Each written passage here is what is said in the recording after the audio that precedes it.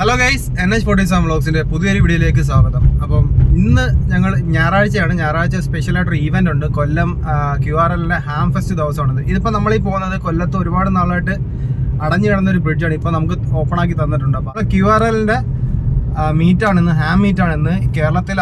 കേരളത്തിലെന്നല്ല, ഇന്ത്യയിലെ തന്നെ all over ഇന്ത്യയിൽ നിന്ന് തന്നെ ഒരുപാട് ആൾക്കാർ പങ്കെടുക്കുന്ന ഒരു ഫെയറാണ് ഇന്നുള്ളത്. അപ്പോൾ ഞാൻ പോകുന്നത് ഒറ്റയ്ക്കല്ല, എൻ്റെ കൂടെ BU3 ബ്രാവോ വിസ്കി നവംബർ ഉണ്ട്. ഹായ്. അപ്പോൾ പുള്ളി ഞാനോട്ടാണ് ഒരുമിച്ച് പോകുന്നത്. അപ്പോൾ ഈ ഒരു പാലം കണ്ടിട്ടില്ലാത്തവർക്ക് വേണ്ടി അതും കാണാമെന്ന് എഴുതിയിട്ടാണ് പിന്നെ ഇവിടെ വെച്ചൊരു ഇൻട്രോ എടുക്കുന്നത്. അപ്പം നമുക്ക് വെന്യൂവിൽ ചെന്നിട്ട് കാണാം. അപ്പോൾ ഇതാണ് നമ്മളെ കൊല്ലം അഷ്ടമുടിക്കായലിന് മേലുള്ള അതിമനോഹരമായ ബ്രിഡ്ജ്. പണിതീരാത്ത പാലം എന്നൊക്കെ ആയിരുന്നു പറഞ്ഞിരുന്നത്. നമുക്ക് ഇവിടുന്ന് നമുക്ക് ലെഫ്റ്റ് എടുത്ത് പോകണം. ഇവിടുന്ന് സ്ട്രൈറ്റ് ആണ് പാലം പിന്നെയും കിടപ്പുണ്ട്, പക്ഷെ അങ്ങോട്ട് എൻട്രി ഇല്ല നമുക്ക്. അപ്പോൾ ഇതാണ് അതിൻ്റെ ഒരു വ്യൂ എന്ന് പറയുന്നത്. അപ്പോൾ നിങ്ങൾക്ക് എല്ലാവർക്കും ഈ പാലവും കൂടെ ഒന്ന് കാണാനുള്ള ഒരു അവസരം ഒരുക്കിയിരിക്കുകയാണ് ഗൈസ്. അപ്പോൾ നമുക്ക് വെന്യൂവിൽ ചെന്നിട്ട് കാണാം. മിക്കവാറും എല്ലാം ഓൺ വോയിസ് കൊടുക്കാനേ പറ്റത്തുള്ളൂ. നല്ല ക്രൗഡായിരിക്കും അവിടെ. അപ്പം ഞങ്ങളങ്ങോട്ട് പോവുകയാണ്. ഇപ്പോൾ ഏകദേശം നമ്മൾ ആ ഒരു പാലം ക്രോസ് ചെയ്തു താഴെ എത്തിയിട്ടുണ്ട്. ഇനിയിപ്പോൾ ഇവിടുന്ന് കുറച്ചും കൂടെ ഒരു 10 മിനിറ്റത്തെ ഓട്ടം മാത്രമേ ഉള്ളൂ. അപ്പോൾ നമുക്ക് വെന്യൂവിൽ എത്തിയിട്ട് കാണാം. ഡെസ്റ്റിനേഷൻ എത്തിയിരിക്കുകയാണ്. ഹാം ഫെയർ 2K25 എന്ന് പറയുന്ന ആ ഒരു ഈവൻറ്റിൻ്റെ മെയിൻ ലൊക്കേഷനാണ്. Main entry.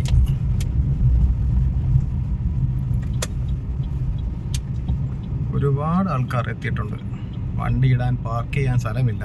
സെക്യൂരിറ്റി ചേട്ടൻ നമുക്ക് സ്ഥലങ്ങൾ പറഞ്ഞു തരുന്നുണ്ട് പാർക്കിങ്ങിനുള്ള. നമ്മളിവിടെ എത്തിയപ്പോൾ തന്നെ ഒരുപാട് ഓൾറെഡി പാർക്കിംഗ് ഒക്കെ ഫുള്ളായി. പിന്നെ നമുക്കിവിടെ നമ്മളെ പേര് സെലക്ട് ചെയ്ത് നമുക്ക് ആ ഒരു ഏത് കൗണ്ടറിലാണെന്ന് പറഞ്ഞു കൊടുക്കണം. അപ്പോൾ ഒരു വെറൈറ്റി ആയിട്ട് തന്നെ നമ്മളെ ആ ഒരു എൻട്രിയിൽ തന്നെ ഒരു കിണറുണ്ട്. അപ്പോൾ അതിനകത്ത് തന്നെ കൗണ്ടറിൽ നമ്മളെ പേര് നോക്കിയിട്ട് ഏത് കൗണ്ടറിൽ എന്തെങ്കിലും നമുക്ക് അതിൻ്റെ ടാഗ് കിട്ടത്തുള്ളൂ. അത് നമുക്ക് അവിടുന്ന് പേര് സെലക്ട് ചെയ്യാനായിട്ടുണ്ട്. അപ്പം ഞാനും ശ്രീജുവും കൂടെ നോക്കിയാണ് എൻ്റെ പേര് എവിടെ. ശ്രീജു 2 കൗണ്ടുണ്ട്.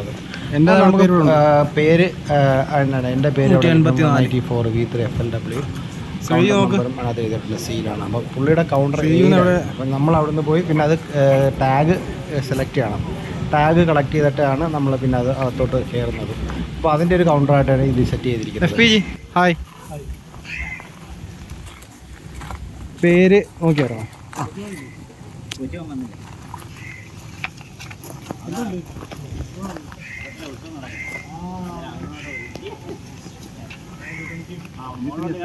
FLW, അതെ.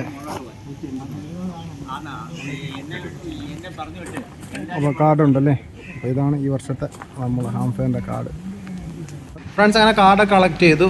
ഇതാണ് നമ്മുടെ ഓഡിറ്റോറിയം എന്ന് പറയുന്നത്. ഹാം ഫെയർ 2025 നടക്കുന്ന ഈ വർഷത്തെ ഓഡിറ്റോറിയമാണിത്. അപ്പോൾ കഴിഞ്ഞ പ്രാവശ്യങ്ങളിൽ നമുക്ക് കൊല്ലം റോട്ടറി ക്ലബ്ബായിരുന്നു. ഇപ്പോൾ അത് ചെറുതായിട്ടൊന്ന് മാറ്റിയിട്ടുള്ള ലൊക്കേഷൻ. ഇപ്പോൾ നല്ല ലൊക്കേഷനാണ്. നല്ല ഒരു ഫോട്ടോ ഒക്കെ എടുക്കാൻ പറ്റിയ ഒരു ആംബിയൻസ് ഉള്ള ഒരു ലൊക്കേഷനാണ്. ഒരുപാട് ആൾക്കാർ അവിടെ ഫോട്ടോസും കാര്യങ്ങളൊക്കെ എടുക്കുന്നുണ്ട്. ഒരുപാട് ഹാംസും വന്നിട്ടുണ്ട്. പിന്നെ 1-2 സ്റ്റോളുകളൊക്കെ ഉണ്ട്. സ്റ്റോളിൻ്റെ അടുത്തൊന്നും ആളില്ലാത്തതുകൊണ്ടാണ് അവരുടെ ഡീറ്റെയിൽ വീഡിയോ എടുക്കാത്തത്. പിന്നെ ഈ ഒരു വീഡിയോ വളരെ ഫാസ്റ്റായിട്ടായിരിക്കും ചെയ്യുന്നത്. കാര്യം നമുക്ക് ഒരു ഒരു പ്രസംഗം, ഒരു സ്പീച്ചൊക്കെ എടുക്കാമെന്ന് പറഞ്ഞാൽ നല്ല ഒരു 2 to 3 hours ഉള്ള സ്പീച്ചൊക്കെ നമുക്ക് ബുദ്ധിമുട്ടായിരിക്കും ഇതിൽ കഴിയും. അപ്പം വളരെ പെട്ടെന്ന് ചെറിയ ഷോട്ടുകളായിട്ടായിരിക്കും ഈ വീഡിയോ പിന്നെ നമ്മൾ എടുക്കാൻ തീരുമാനിച്ചിരിക്കുന്നത്. കാര്യം എന്നിട്ട് തന്നെ നമുക്കൊരു 30 മിനിറ്റ് ഉള്ള വീഡിയോ, ലെങ്തി ആയിട്ടുള്ള വീഡിയോ ആയിട്ടുണ്ട് ഗൈസ് ഇത്.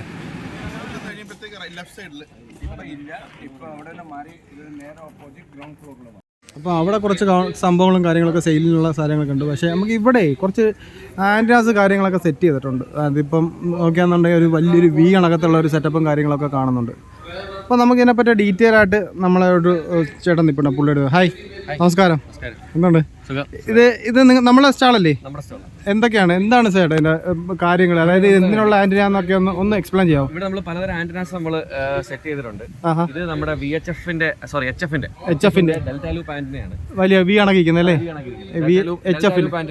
Delta loop antenna. ഇത് HF-നുള്ള 10 മീറ്റർ ബാൻഡ് തൊട്ട് മേലോട്ടുള്ളതാണ്. 10 മീറ്റർ ബാൻഡ് തൊട്ട് എല്ലാ ബാൻഡും സപ്പോർട്ട് ചെയ്യും. എല്ലാ 10 മീറ്റർ തൊട്ടുള്ള സാധനം, 10 മീറ്റർ തൊട്ട് മേപ്പോട്ടുള്ള സാധനമാണ്. എല്ലാ ബാൻഡും പോവില്ല. 40 മീറ്റർ ബാൻഡ് ഒന്നും ഇതിന്റെ കുറച്ചുകൂടെ വലിയ ഡിസൈൻ ആയിരിക്കും വരിക. 40 മീറ്ററിന്. ഓക്കെ. ഇതെന്ന് പറഞ്ഞാൽ VHF-ന്റെ ഡെൽറ്റ ലൂപ്പ് ആന്റിനയാണ്. ഇത് HF, ഇത് VHF-ന്റെ. ഇത് VHF അല്ലേ? HF-ന്റെ ചെറിയ ആന്റിനയാണ്. VHF-ന്റെ ആന്റിനയാണ്. നമ്മൾ VHF-ന്റെ കോട്ട് ലാംഡ എന്നൊക്കെ പറയുന്ന പോലെ ഡെൽറ്റ ലൂപ്പ് ആന്റിന എന്ന് പറയുന്ന സാധനമാണ് ഇത്. ഇതിന്റെ ഗെയിൻ എന്ന് പറയുന്നത് 2.78 dB ആണ് തിയററ്റിക്കൽ ഗെയിൻ നമ്മൾ പറയുന്നത്. 2.5 dB അല്ലേ? ചെറിയ ഫോം ഫാക്ടറിൽ ചെറുതാ, ചെറിയ ഫോം ഫാക്ടർ ഇത്രേ ഉള്ളൂ സൈസ്. ഓക്കെ. നമുക്ക് 2.8 dB വരെ 2.78 2.8 dB വരെ നമുക്ക്. ഓ ഇത്രേ ഉള്ളൂ. ഇതിപ്പോ രണ്ട് ആന്റിനല്ലേ കിടക്കുന്നത്? ഇത് വേറെ ആന്റിന, ഇത് ക്വാഡ് ആന്റിനയാണ്. ഓ ഇത് സെപ്പറേറ്റ് വി ആണ്. പണ്ട് ടിവിയുടെ മേളിലൊക്കെ ഇങ്ങനെ അതുപോലെ ഇരിക്കുന്ന ആന്റിനയാണ്. ഓക്കെ. ഈ സൈസിൽ തന്നെ നമുക്ക് ഇത്ര ഗെയിൻ കിട്ടുന്നുണ്ട്. ഹൈലൈറ്റ്. ഓക്കെ. പിന്നെ അത് കൂടാതെ തന്നെ നമുക്ക് ഇത് ക്വാഡ് ആന്റിന, ഇതും ഇതിന്റെ ഇത് നമുക്ക് VHF ഉപയോഗിക്കുന്ന ഇത്. Okay okay okay. അതും രണ്ട് ആന്റിനയാണ്. Okay okay. അതിനെത്ര ഉണ്ട് ഗെയിൻ?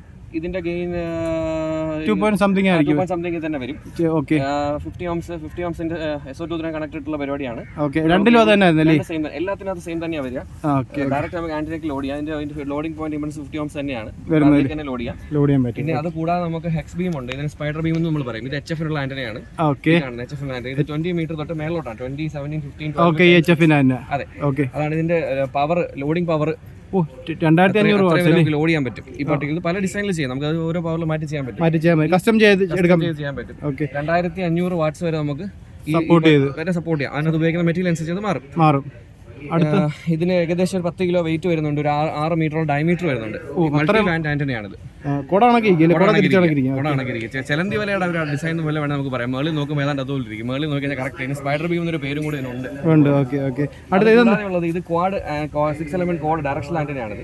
നമ്മൾ ഈ കണ്ട സാധനമില്ലേ, ഇതിന്റെ ഒരു കോമ്പിനേഷൻ വേണം നമുക്ക് വിളിക്കാം. ഡയറക്ഷണൽ ആന്റിനയാണ്. യാഗി ആന്റിനയുടെ ക്വാഡ്, ക്യൂബിക്കൽ ക്വാഡ് ആന്റിന എന്നാണ് നമ്മളിത് പറയുന്നത്. ഇതിന് ഗെയിൻ 13 dB അടുത്ത് ഗെയിൻ ഉണ്ട്. താഴെയുള്ളവർ നമ്മൾ നേരത്തെ കണ്ട ഡെൽറ്റ ലൂപ്പ്. അതെങ്ങനെയാ നിങ്ങൾ ഇവിടെ സെയിലുണ്ടോ അതോ നിങ്ങളെ വിളിക്കണോ? എങ്ങനെ ഡീറ്റെയിൽസ് ഇദ്ദേഹത്തെ കോൺടാക്ട് ചെയ്തതിന്റെ ഡീറ്റെയിൽസ് അറിയാൻ പറ്റും. ഓക്കെ. അപ്പം ഇത് ആവശ്യമുള്ളവരാണെങ്കിൽ തീർച്ചയായിട്ടും ഇതാണ് അവരെ കോൺടാക്ട് ചെയ്യുന്ന നമ്പർ. അവർ ഇതിനെപ്പറ്റി ബാക്കി ഡീറ്റെയിൽസും കാര്യങ്ങളൊക്കെ തരുന്നതായിരിക്കും. ഓക്കെ. Anyway thank you. ശരി ഫ്രണ്ട്സ്. ഇനി നമുക്ക് നമ്മളെ ഓഡിറ്റോറിയത്തിലിട്ട് വേണം. ഓഡിറ്റോറിയം നമുക്ക് സെറ്റ് ചെയ്തിരിക്കുന്ന മുകളിലായിട്ടാണ്. അപ്പം അവിടെ ഓൾറെഡി നമ്മളെ പ്രാർത്ഥനയും കാര്യങ്ങളൊക്കെ നടക്കുന്നുണ്ട്. അപ്പം നമ്മൾ പോകുമ്പോൾ തന്നെ അത്യാവശ്യം ഈ ഒരു സൗണ്ട് നമ്മൾ കേൾക്കുന്നുണ്ട്. ഫസ്റ്റ് ഫ്ലോറിലാണ് നമ്മൾ ഈ ഒരു ഓഡിറ്റോറിയം സെറ്റ് ചെയ്തിരിക്കുന്നവർ. അപ്പം ഞാനും BWനും കൂടെ പതുക്കെ മുകളിലോട്ട് നീങ്ങിയാണ്. എന്തൊക്കെയാണെന്നുള്ള അവിടുത്തെ എങ്ങനെയാണ് അറേഞ്ച്മെൻറ്റ് കാര്യങ്ങളൊക്കെ എന്ന് പഠിക്കാൻ ഒരു വണ്ടിയുണ്ട്. അപ്പോൾ നല്ല ഒരു അട്രാക്റ്റീവായിട്ടുള്ള സ്റ്റിക്കർ അമേച്ചർ റേഡിയോയുടെ.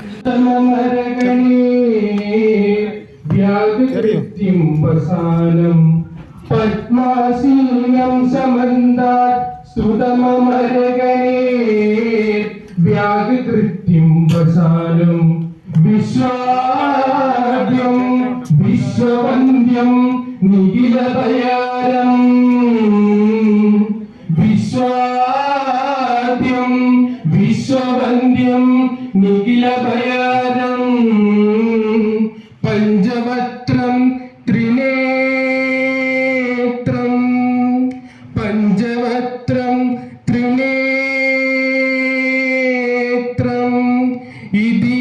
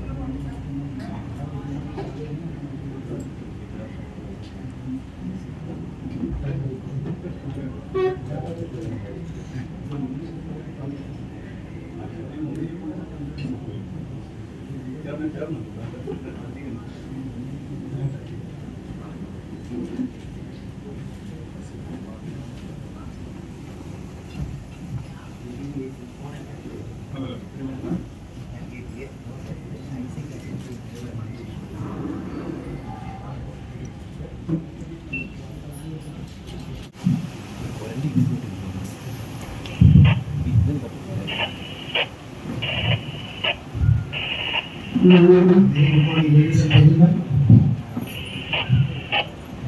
I feel immensely happy. And the tradition, the rule breaks only in one case. When we come to HAM, as operators, when we join us, I'm standing here to welcome each and every one of you.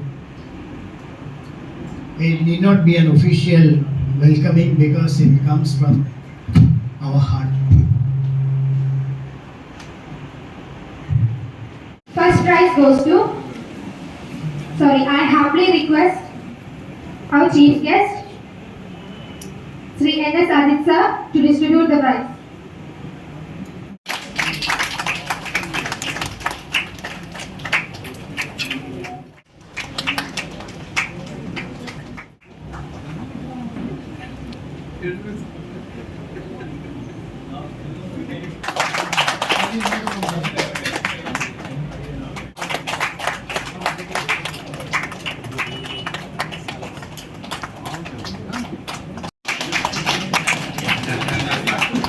Unbelievable.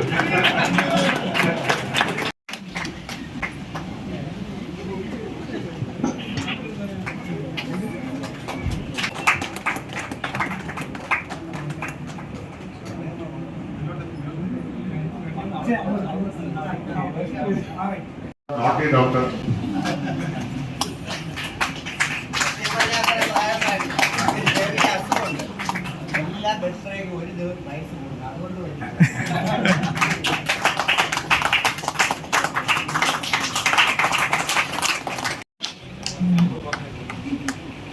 ചേർന്നാണ് ആ നിനക്ക് ഒരു minute photo ഒന്നുകൂടി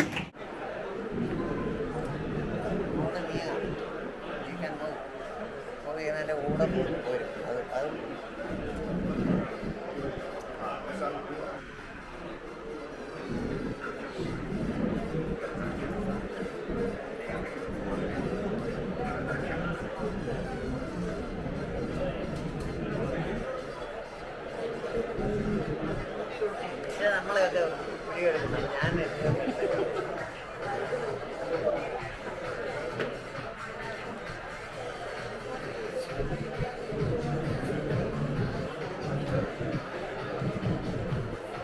ഒന്നര വയ്ക്കാം.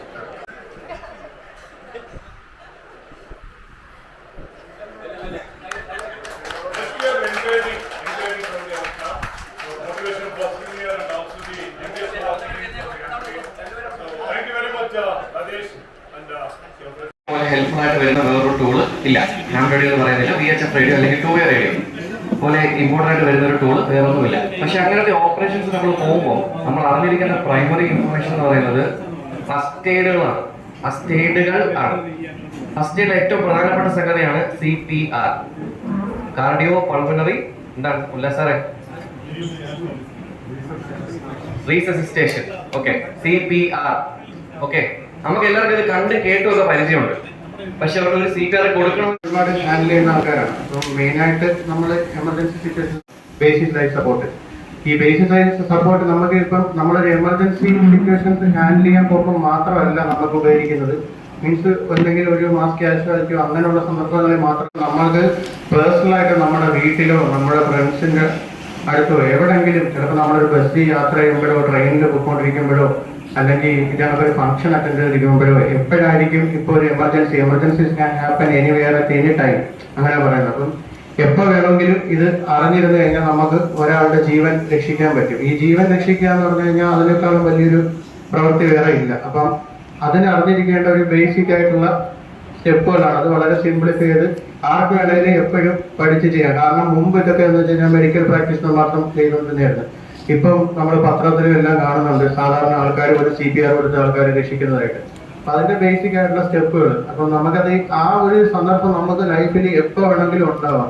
പക്ഷെ ഉണ്ടാവുന്ന സമയം നമുക്ക് ഒരിക്കലും മുൻകൂട്ടി പറയാനും പറ്റത്തില്ല. പക്ഷെ ആ സമയത്ത് ഇത് അറിഞ്ഞുകൂടാത്തതിന്റെ പേരിൽ നമുക്ക് ഒരാളുടെ ജീവൻ രക്ഷിക്കാതിരിക്കാൻ അങ്ങനെ ഒരു സന്ദർഭം ഉണ്ടായി നമ്മൾ നിൽക്കേണ്ടി വരും. ചിലപ്പോൾ അത് നമ്മുടെ ഏതെങ്കിലും വേണ്ടപ്പെട്ടവരാണെങ്കിലാണ് നമ്മൾ ഏറ്റവും കൂടുതൽ കുറ്റബോധം വരുന്നത്. അതുകൊണ്ട് നമ്മൾ ഈ ഒരു സംഭവം അറിഞ്ഞിരുന്നു കഴിഞ്ഞാൽ വളരെ ഉപയോഗിക്കും.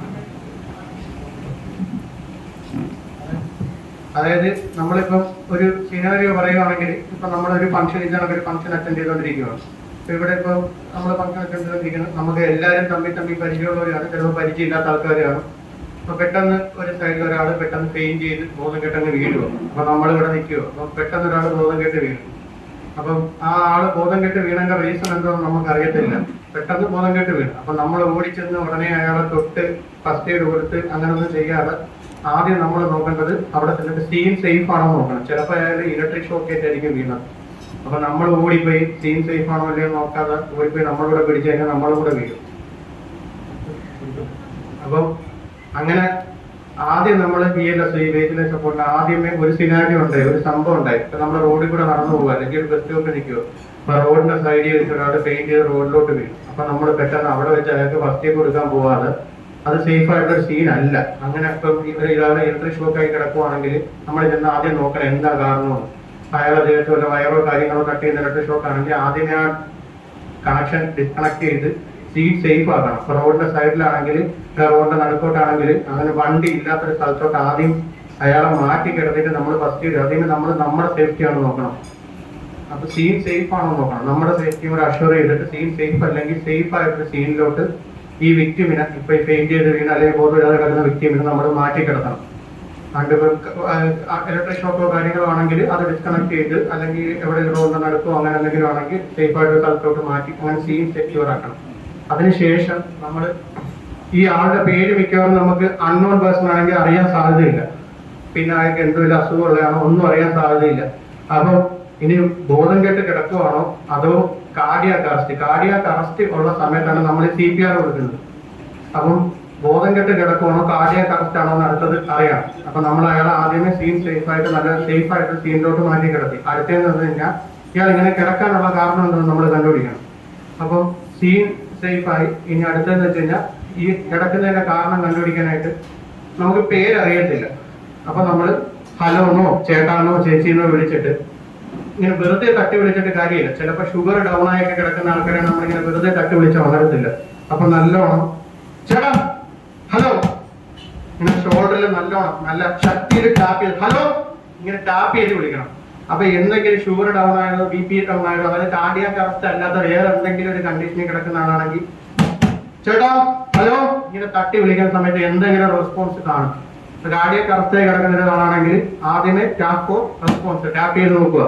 ഷൗട്ടിങ് ചെയ്ത് ടാപ്പ് ചെയ്ത് ഷൗട്ടിങ് ചെയ്ത് റെസ്പോൺസ് ഇല്ല എങ്കിൽ നമ്മൾ അടുത്ത സ്റ്റെപ്പ് എന്ന് പറഞ്ഞു കഴിഞ്ഞാൽ ഷുഗറോ BP ഒക്കെ കുറഞ്ഞു കിടക്കുന്ന ആൾക്കാരാണെങ്കിൽ ഇപ്പം റെസ്പോണ്ട് ചെയ്തതായിരുന്നു. അപ്പൊ നമ്മൾ അടുത്ത സ്റ്റെപ്പ് എന്ന് പറഞ്ഞു കഴിഞ്ഞാൽ കാർഡിയാക് അറസ്റ്റ് ആണോ അല്ലയോ എന്ന് അറിയണം. കാർഡിയാക് അറസ്റ്റ് ആണോ അല്ലയോ എന്ന് അറിയാനായിട്ട് നമ്മൾ രണ്ട് കാര്യങ്ങളാണ് നോക്കുന്നത്. ഒന്ന് റെസ്പിറേഷനും പിന്നെ ഒന്ന് പൾസും.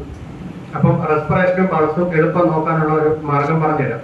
പിന്നെ നമ്മൾ ഈ CPR കൊടുക്കേണ്ട എപ്പോഴും കാർഡിയാക് അറസ്റ്റ് വന്ന ആൾക്കാർക്ക് കാർഡിയാക് അറസ്റ്റ് അല്ലാതെ ഹാർട്ട് അറ്റാക്ക് വന്നവർക്കല്ല. നെഞ്ചുവേദന എടുക്കുന്നവർക്ക് നമ്മൾ CPR കൊടുക്കേണ്ട ആവശ്യമില്ല. ഈ അറസ്റ്റും അറ്റാക്കും തമ്മിലൊരു വ്യത്യാസമുണ്ട്. അറസ്റ്റ് എന്ന് പറഞ്ഞു കഴിഞ്ഞാൽ അറസ്റ്റായി, അതായത് ഇടിച്ചുകൊണ്ടിരിക്കുന്നു ഹൃദയം. ഇങ്ങനെ നമ്മൾ ജനിക്കുന്ന നാൾ തൊട്ട് മരിക്കുന്നിടം വരെ ഹൃദയം ഇടിച്ചുകൊണ്ടിരിക്കുക. എപ്പോഴെങ്കിലും ഹൃദയം അതിന്റെ ആ പ്രവർത്തനം ആ പമ്പിങ് നിർത്തി, അതാണ് അറസ്റ്റ് എന്ന് പറയുന്നത്. അല്ലാതെ അറ്റാക്ക് എന്ന് പറയുമ്പോഴത്തേക്കും ഹൃദയത്തിലുള്ള രക്തധമനികളിൽ ബ്ലോക്ക് വന്നിട്ട് ഹൃദയത്തിന്റെ പ്രവർത്തനത്തെ ബാധിക്കും. അപ്പോഴും ഹൃദയം നിന്നിട്ടില്ല. അപ്പൊ നമുക്ക് തലവേദന, ചിലപ്പോൾ തലകറക്കമായിട്ട് വരും, ഛർദിക്കും, പിന്നെ ചെസ്റ്റ് പെയിൻ, ചിലപ്പോൾ മുതുകത്തായിരിക്കും വേദന വരുന്നത്, ചിലപ്പോൾ വയറ്റിലായിരിക്കും വേദനയായിട്ട് തോന്നുന്നത്, ചിലപ്പോൾ ഈ ഷോൾഡറിലായിരിക്കും പെയിൻ. അതെല്ലാം അറ്റാക്കിന്റെ സിംറ്റംസ് ആണ്. അപ്പോഴും നമ്മുടെ ഹൃദയം കൃത്യമായ രീതിയിലല്ല ഇടിക്കുന്നെങ്കിൽ ഹൃദയം ഇടിക്കുന്നുണ്ട്. അങ്ങനെയുള്ള ആൾക്കാർക്ക് CPRന്റെ ആവശ്യം ഇല്ല. കാർഡിയാക് അറസ്റ്റ് സംഭവിച്ച ഒരാൾക്ക് മാത്രമേ CPRന്റെ ആവശ്യമുള്ളൂ. അതായത് നാളെ നെഞ്ചാൻ എടുക്കുന്ന ഒരാൾക്ക് നമ്മൾ CPR പിടിച്ചിട്ട് കൊടുക്കേണ്ട ആവശ്യം ഇല്ല. അങ്ങനെ കൊടുത്താൽ അപ്പോഴേ പടമാവും. അത് അറസ്റ്റ് ആകുന്ന ആൾക്ക്, അതായത് ഹൃദയം ഇടിപ്പ് നിലച്ചു പോയ ഒരാളെ നമ്മൾ CPR അതായത് കാർഡിയോ പൾമണറി റീസസിറ്റേഷനിലൂടെ വെളിയിൽ നിന്നും അതായത് ഹാർട്ടിന്റെ പമ്പിങ് നമ്മൾ എക്സ്റ്റേണൽ ഫോഴ്സ് വഴി പമ്പ് ചെയ്ത് കൊടുക്കുക. അത് എന്തിനാന്ന് വെച്ച് കഴിഞ്ഞാൽ നമ്മുടെ തലച്ചോറിലോട്ടുള്ള രക്തയോട്ടം ഒരു 10 മിനിറ്റ് കൂടുതൽ നിന്ന് കഴിഞ്ഞാൽ നമ്മുടെ തലച്ചോറിലെ കോശങ്ങൾ ഡാമേജ് ആയി പോകും. ഒരാൾ കാർഡിയാക് അറസ്റ്റ് സംഭവിച്ച് നമ്മൾ എത്രയും പെട്ടെന്ന് എല്ലാം CPR കൊടുക്കണം. ഈ CPRനോടാണ് തലച്ചോറിലോട്ട് ആവശ്യമായ രക്തം ഹൃദയം പമ്പ് ചെയ്യുന്നത്. അതായത് ഹൃദയം പമ്പ് ചെയ്ത് കൊടുക്കുക. നമ്മൾ CPRലൂടെ ഈ തലച്ചോറിനോട് ആവശ്യമായ രക്തം പമ്പ് ചെയ്ത് കൊടുക്കുക. ഇത് ചെയ്യാൻ വൈകി കഴിഞ്ഞിട്ട് ലേറ്റ് CPR ആയി കഴിഞ്ഞാൽ പേഷ്യന്റ് രക്ഷപ്പെടും. പക്ഷെ ഹൈപ്പോക്സിക് ബ്രെയിൻ ഇഞ്ചുറി വരും. അതായത് തലച്ചോറിന് ഡാമേജ് ആയി പോകും. പേഷ്യന്റ് രക്ഷപ്പെട്ടാലും തലച്ചോറിന് എന്തെങ്കിലുമൊക്കെ പ്രശ്നങ്ങൾ ഉണ്ടാവും. അപ്പം CPRന്റെ മെയിൻ ഇതെന്ന് പറഞ്ഞു കഴിഞ്ഞാൽ അത് കറക്റ്റ് ടൈമിലായിരിക്കണം കൊടുക്കേണ്ടത്. അത് കൊടുക്കുന്നതിന് കറക്റ്റ് രീതിയുണ്ട്. അപ്പൊ CPR കൊടുക്കേണ്ടത് കാർഡിയാക് അറസ്റ്റ് വന്ന ആൾക്കാർക്കാണ്. അപ്പൊ അറസ്റ്റ് ആണോ ഇല്ലയോ എന്ന് എങ്ങനെ കണ്ടുപിടിക്കാം? നമ്മൾ ടാപ്പ് ചെയ്ത് ഷൗട്ട് ചെയ്ത് റെസ്പോൺസ് ഇല്ല. അടുത്ത നമ്മൾ കരോട്ടഡ് പൾസ് ആണ് ചെക്ക് ചെയ്യുന്നത്. കരോട്ടഡ് പൾസ് എങ്ങനെ ചെക്ക് ചെയ്യാന്ന് വെച്ച് കഴിഞ്ഞാൽ നമ്മുടെ ഈ ആദം സാപ്പിൾ ഉണ്ടല്ലോ ഇവിടെ, അതിന് തൊട്ട് റൈറ്റ് സൈഡിലായിട്ട് അല്ലെങ്കിൽ ലെഫ്റ്റിലായിട്ടായിട്ട് നമ്മുടെ ഈ 2 ഫിംഗർ വെച്ചിട്ട് ഇങ്ങനെ പ്രസ് ചെയ്ത് പൾസ് കിട്ടുന്നു. അതാണ് കരോട്ടഡ് പൾസ്. അപ്പം ഈ പൾസ് അതാണ് നമ്മുടെ സെൻട്രൽ പൾസ്. നമ്മളൊരാൾ അറസ്റ്റ് ആണോ കാർഡിയാക് അറസ്റ്റ് ആണോ ഇല്ലയോ എന്ന് അറിയാനായിട്ട് ഈ പൾസ് ആണ് നമുക്ക് ചെക്ക് ചെയ്യുന്നത്. അത് നമുക്ക് ഏറ്റവും എളുപ്പം കിട്ടുന്ന പൾസ് ഇതാണ് പൾസ്. പിന്നെ രണ്ടാമത് റെസ്പിറേഷൻ നോക്കണം. അപ്പം റെസ്പിറേഷൻ നോക്കാനായിട്ട് നമ്മൾ ഒരാള് ഇങ്ങനെ കിടന്ന് ഇങ്ങനെ നോക്കുന്ന സമയത്ത് നമുക്ക് ഇവിടെ ഫീൽ ആവാം അയാൾ ശ്വാസം എടുക്കുന്നുണ്ടെങ്കിൽ. പിന്നെ നമുക്കിങ്ങനെ നോക്കുന്ന സമയത്ത് ചെസ്റ്റും അബ്ഡമനും ശ്വാസം എടുക്കുന്നുണ്ടെങ്കിൽ അനങ്ങുന്ന കാണുകയും ചെയ്യും.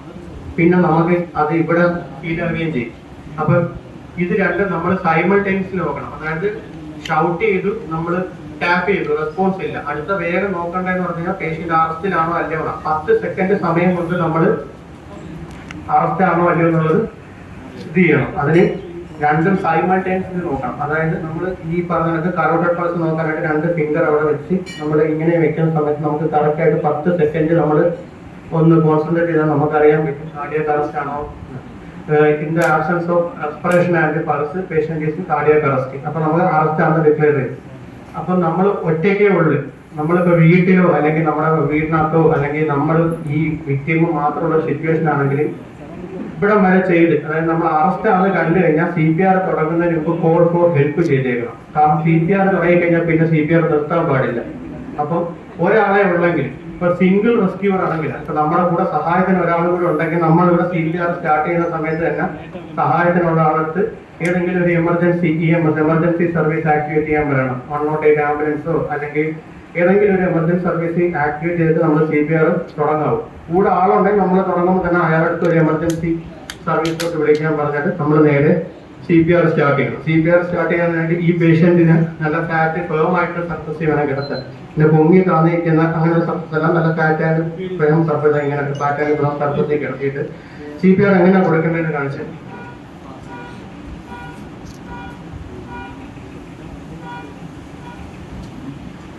ആദ്യം CPR കൊടുക്കേണ്ട പ്ലേസ് എവിടാന്ന് കാണിച്ചത്. നമ്മുടെ ഈ നോസിന്റെ അവിടെ നിന്ന് നേരെ താഴോട്ടൊരു ഇമാജിനറി ലൈൻ നമ്മളിങ്ങനെ വരയ്ക്കുക. അതുപോലെ ഈ നിപ്പിൾസിന് ക്രോസിൽ നമ്മളൊരു ഇമാജിനറി ലൈൻ വരയ്ക്കാൻ പറ്റും. ഇത് എവിടെയാണോ മീറ്റ് ചെയ്യുന്നത്, ഒരു സെൻട്രൽ പോയിന്റിൽ ഇത് ഈ 2 ലൈൻസ് ഇമാജിനറി ലൈൻസ് മീറ്റ് ചെയ്യുന്ന ഒരു പോർഷൻ ഉണ്ട്.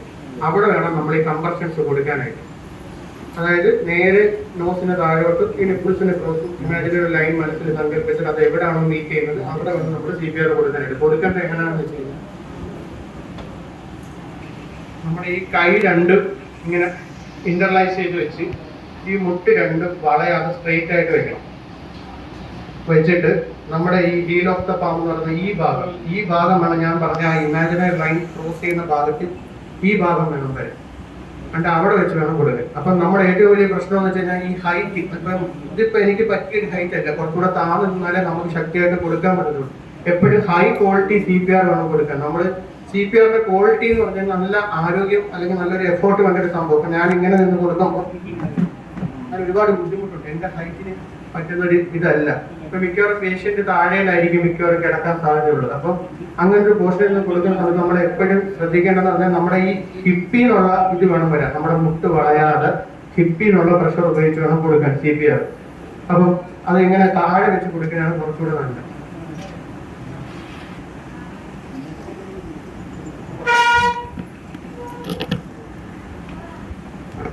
അപ്പൊ നമ്മൾ കൈ ഇങ്ങനെ ഇന്റർലൈസ് ചെയ്ത് വെച്ചു. അപ്പൊ ഈ ഹീൽ ഓഫ് ദ പാം എന്ന് പറഞ്ഞ ഈ ഭാഗം ഈ ഞാൻ മുമ്പേ പറഞ്ഞ ഇമാജിനറി ലൈൻ ക്രോസ് ചെയ്ത് വെച്ചിരുന്ന ഭാഗത്തിനകത്ത് ഇവിടെ വെച്ചിട്ടുണ്ട്. ഇതിന്റെ റേഷ്യോ എന്ന് പറയുന്നത്, അതായത് CPR നമ്മൾ സ്റ്റാർട്ട് ചെയ്യുമ്പോൾ അതിന് റേഷ്യോ ഉണ്ട്. അതായത് 30 കംപ്രഷൻ കണ്ടിന്യൂസ് കൊടുക്കണം. 30 കംപ്രഷൻ കഴിയുമ്പോൾ 2 റെസ്ക്യൂ ബ്രീത്ത് കൊടുക്കണം. ആ ബ്രീത്ത് കൊടുക്കുന്നത് എങ്ങനെയാണെന്ന് ഞാൻ കാണിച്ചു തരാം. 30 കംപ്രഷൻ എന്ന് പറയുമ്പോഴത്തേക്കും ഓരോ കംപ്രഷനും 5 മുതൽ 6 സെന്റിമീറ്റർ ഡെപ്തിലായിരിക്കണം കൊടുക്കുന്നത്. അങ്ങനെയാണ് ഡെപ്ത് വരുന്നത്. ഓരോ കംപ്രഷൻ കഴിഞ്ഞിട്ട് ഒന്ന് റീകോയിൽ ചെയ്യും. ഇങ്ങനെ കംപ്രഷൻ കഴിഞ്ഞ് പിന്നെ ഒന്ന് റീകോയിൽ ചെയ്യും. കംപ്രഷൻ കഴിഞ്ഞ് റീകോയിൽ ചെയ്യണം. അത് സ്പീഡ് എന്ന് പറഞ്ഞു കഴിഞ്ഞാൽ 100 മുതൽ 120 കംപ്രഷൻ പെർ മിനിറ്റ് സ്പീഡിലും ആയിരിക്കണം കൊടുക്കേണ്ടത്. അതായത് 5 മുതൽ 6 സെന്റിമീറ്റർ ആഴത്തിൽ 100 മുതൽ 120 കംപ്രഷൻ എന്നുള്ള സ്പീഡിൽ 30 കംപ്രഷൻ കൊടുക്കണം.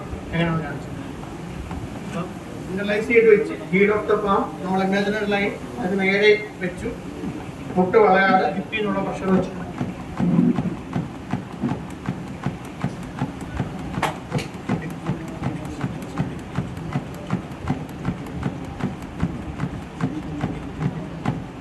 ഇങ്ങനെ എണ്ണി 30 കംപ്രഷൻ കൊടുക്കണം.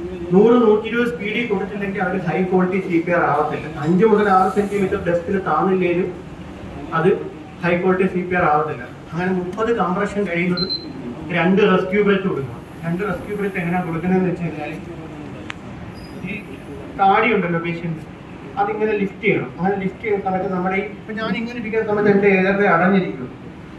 ഇങ്ങനെ ഇരിക്കുന്ന സമയത്ത് നമ്മുടെ എയർവേ കുറച്ച് തുറക്കും. അങ്ങനെ ലിഫ്റ്റ് ചെയ്തിട്ട് ഈ നോസ് പിൻ ചെയ്ത് പിടിക്കണം.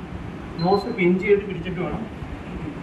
ഇപ്പോൾ ഒരുപാട് ഈ കോവിഡൊക്കെ വന്നതിന് ശേഷം കമ്മ്യൂണിക്കബിൾ ഡിസീസ് ഒക്കെ ഉണ്ടായതിനെ കൊണ്ട് ഒരു ഹാൻഡ് കർച്ചീഫോ അങ്ങനെ എന്തെങ്കിലും ഒന്നിങ്ങനെ മുകളിലിട്ട് നോസ് പിൻ ചെയ്ത് വെച്ചിട്ട് ആദ്യം ശക്തിയായിട്ടൊരു ബ്ലോ, പിന്നെ രണ്ടാമത് ശക്തിയായിട്ട് അടുത്ത ബ്ലോ, അപ്പം തന്നെ 1 സെക്കൻഡ് ഗ്യാപ്പ്, അപ്പം തന്നെ അടുത്ത ബ്ലോ, എന്നിട്ട് വീണ്ടും CPR കണ്ടിന്യൂ ചെയ്യണം. അങ്ങനെ 30:2 30:2 എന്നുള്ളതാണ് ഇതിന്റെ റേഷ്യോ. അതായത് 30 കംപ്രഷന് 2 റെസ്ക്യൂ ബ്രെത്ത്. അങ്ങനെ നമ്മൾ CPR കണ്ടിന്യൂ ചെയ്തുകൊണ്ടേ ഇരിക്കണം. കണ്ട് ഒരാൾ കുഴയുമല്ലോ. നമ്മൾ ടയർഡ് ആവുകയെന്ന് തോന്നിക്കഴിഞ്ഞാൽ ഒറ്റയ്ക്ക് ഉണ്ടെങ്കിൽ നമ്മൾ തന്നെ കൊടുക്കേണ്ടി വരും. ടയർഡ് ആവുകയെന്ന് തോന്നിക്കഴിഞ്ഞാൽ, അതായത് സിംഗിൾ റെസ്ക്യൂവർ അല്ല, നമ്മുടെ ഹെൽപ്പിൽ ഒരാളും കൂടെ ഉണ്ടെങ്കിൽ അയാൾക്ക് കൈമാറി അടിക്കാം. പിന്നെ ഇത് എപ്പോഴാണ് നിർത്തേണ്ടതെന്ന് വെച്ച് കഴിഞ്ഞാൽ, ഒന്നി നമ്മളിങ്ങനെ CPR കൊടുത്തുകൊണ്ടിരിക്കുന്ന സമയത്ത് പേഷ്യന്റ് ചിലപ്പോൾ ചുമയ്ക്കുകയോ സ്വന്തമായിട്ട് ശ്വാസം ഒഴിക്കുകയോ ചെയ്തു കഴിഞ്ഞാൽ നമുക്കിത് സ്റ്റോപ്പ് ചെയ്യാം. ഇത് രണ്ടും ചെയ്തില്ലെങ്കിൽ നമ്മൾ പിന്നെ വീണ്ടും പൾസ് വന്നോ എന്ന് ചെക്ക് ചെയ്യേണ്ടത് 2 മിനിറ്റിന് ശേഷമാണ്. അപ്പോൾ നമ്മൾ ഇടയ്ക്കിടയ്ക്ക് ചെക്ക് ചെയ്യാൻ പോയി കഴിഞ്ഞാൽ CPR വീണ്ടും സ്റ്റോപ്പ് ആവും.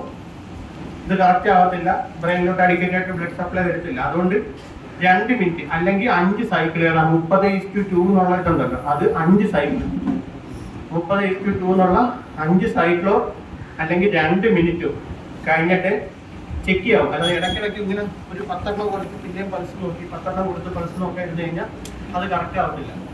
30:2 എന്നുള്ള 5 സൈക്കിൾ അല്ലെങ്കിൽ കണ്ടിന്യൂസ് CPR 2 മിനിറ്റ് 2 മിനിറ്റ് കൊടുത്തതിന് ശേഷമേ നമ്മൾ പൾസ് ചെക്ക് ചെയ്യാവും.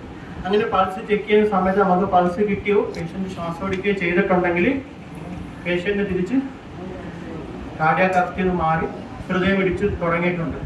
അങ്ങനെ വരുന്ന സിറ്റുവേഷനിൽ അപ്പോഴേ നമുക്ക് അപ്പോൾ എമർജൻസി മറ്റേ റെസ്പോൺസ് നമ്മൾ ആംബുലൻസ് ഒക്കെ വിളിച്ചിട്ടുണ്ട്.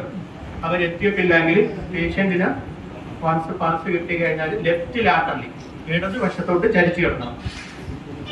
ഫ്രണ്ട്സ്, അപ്പോൾ ഇതൊക്കെയാണ് നമ്മൾ ഈ വർഷത്തെ ഹാം ഫെയറിൻ്റെ ഒരു വീഡിയോസ് എന്ന് പറയുന്നത്. വളരെ ലെങ്തി ആയിട്ടൊന്നും പോലെ വളരെ കുറച്ചായിട്ട് ഷോർട്ടായിട്ടാണ് എടുത്തത്. പിന്നെ അതുപോലെ തന്നെ നമ്മൾ CPR എടുക്കുന്ന സെക്ഷൻ മാത്രം കുറച്ച് ലെങ്തി ആയിട്ട് എടുത്തത്. ഇപ്പോൾ എല്ലാവർക്കും അത്യാവശ്യമായി അറിഞ്ഞിരിക്കേണ്ട ഒരു സംഭവമാണ്, അതുകൊണ്ട് തന്നെ കുറച്ച് ലെങ്തി ആയിട്ട് എടുത്തു. പിന്നെ നമുക്ക് ഫുഡും കാര്യങ്ങളൊക്കെ ഉണ്ടായിരുന്നു, അത് ബൊഫേ ആയിരുന്നു. അതും ഞാൻ ഷൂട്ട് ചെയ്തിട്ടില്ല, കാരണം ഫുഡ് കഴിക്കുന്ന ആൾക്കാരുടെയൊക്കെ ഒരു പ്രൈവസി മാനേജ് ചെയ്തുകൊണ്ട് മാത്രമാണ് ഞാനത് ഷൂട്ട് ചെയ്യുന്നത്.